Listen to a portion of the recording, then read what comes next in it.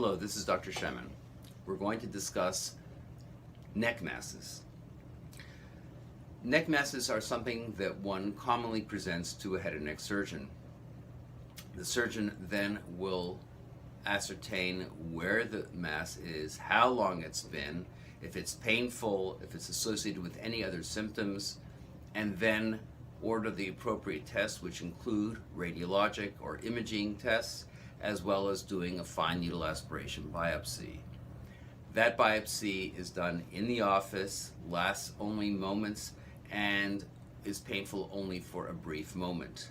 Patients go home with routinely no problems afterwards. Within a week after the imaging studies are completed and after the biopsy results are returned, we can then ascertain what the process is involved with that particular neck mass.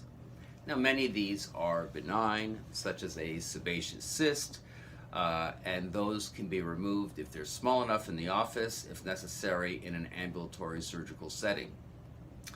The issue with neck nodes are that they often reflect a malignancy that is in the upper head and neck region or the aerodigestive region. So let's look at some images. This diagram shows you the typical location of neck nodes and where a primary cancer would spread to these specific lymph nodes. So once we have a diagnosis of cancer, we then would look in particular at those areas in order to ascertain where the tumor is actually coming from.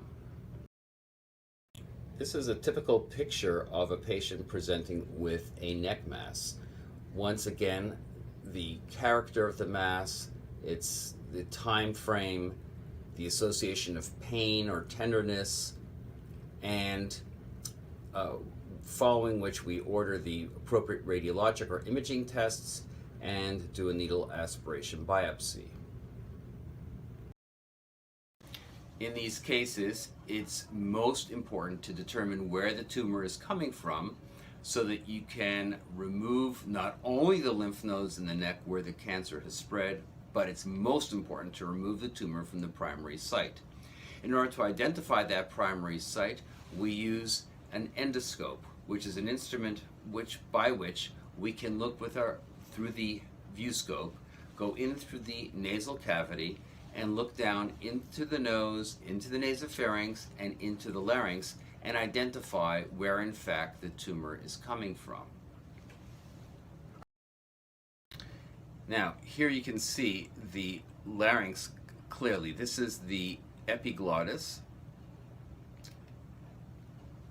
As we go deeper down, we can see the vocal cords. Over here is the tongue, as you can see, extending all the way down towards the voice box.